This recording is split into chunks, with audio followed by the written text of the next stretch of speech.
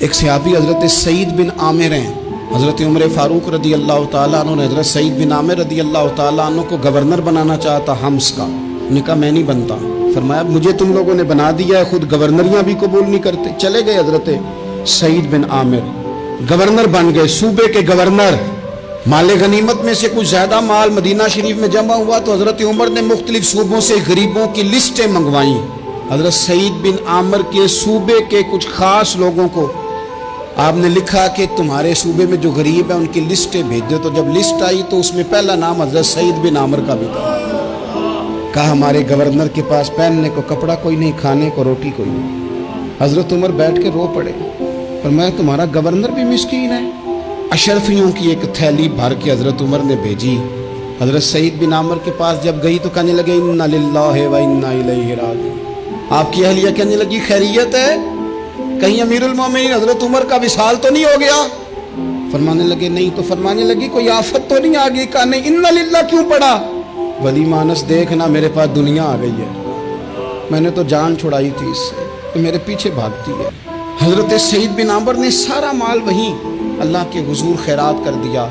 حضرت عمر ایک دفعہ دورے پہ آئے ان کے صوبے میں تو سب لوگوں کو جامع مسجد میں بلایا، حضرت سعید بن عامر کو بھی بلایا. ابن الجوزی لکھتے ہیں کہ حضرت عمر نے فرمایا لوگوں تمہیں اپنے گورنر سے کوئی شکایت تو نہیں؟ تو لوگوں نے کہا 4 شکایتیں. ایک تو ہمارے گورنر صاحب جب شروع میں آئے تھے تو فجر کی نماز کے بعد ہی آ کے لوگوں کے بیچ بیٹھ جاتے تھے. اب اشراق چاشت کے وقت آتے ہیں، سورج پورا طلوع ہو جاتا ہے تو حضرت سعید بن عامر رضی اللہ عنہ آتے ہیں. اور دوسری شکایت یہ ہے کہ صرف دن میں ملتے ہیں، رات کو ملتے ہی نہیں.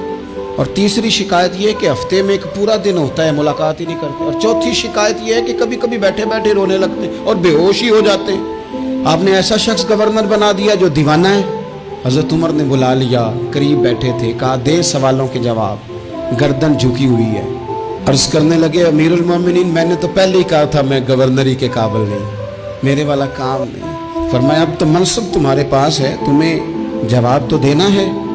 حضرت سعید بن عامر کہنے لگے حضور 4 میرے ساتھ مسئلے ہیں. فرمایا کون سے؟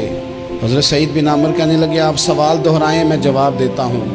آپ نے فرمایا سعید لوگ کہتے ہیں پہلے تو سویرے آ جاتا تھا، اب تو اشراق چاشت کے وقت آتا ہے. گردن جھکائی، سناٹا چھا گیا محفل پہ. تھوڑی دیر کے بعد سار اٹھایا تو داڑھی پہ آنسو گر رہے تھے.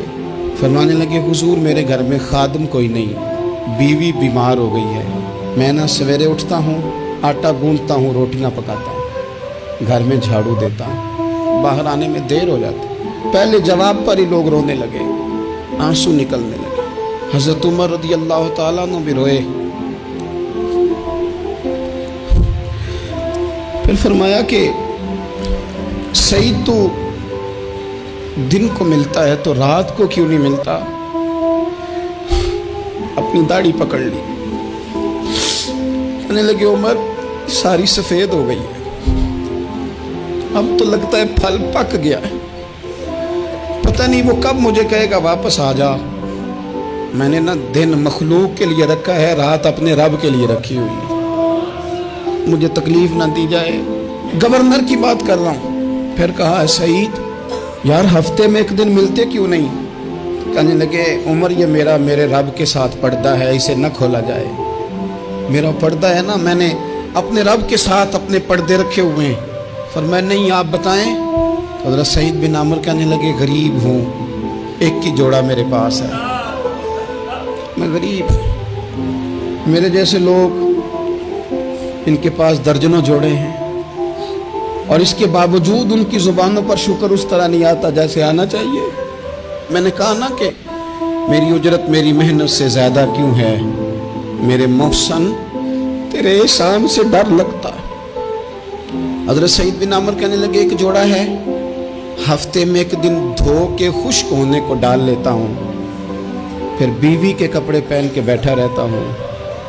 کس طرح گھر سے باہر نکلوں؟ میرا پردہ تھا، میں اپنی غریبیاں لوگوں کے سامنے نہیں رکھنا چاہتا. میں جانوں میرا رب جانے، میں راضی ہوں نا اس کی رضا پہ. اب تو حضرت عمر ہچکیاں لے کے رونے لگے. فرمانے لگے چل آخری سوال کا جواب ہی دے دے، کبھی کبھی روتے ہو تو بے ہوش ہی ہو جاتے ہو. حضرت سعید بن عامر پھر رونے لگے. فرمانے لگے بڑی عمر کا ہو گیا تھا جب کلمہ پڑھا تھا، جب وہ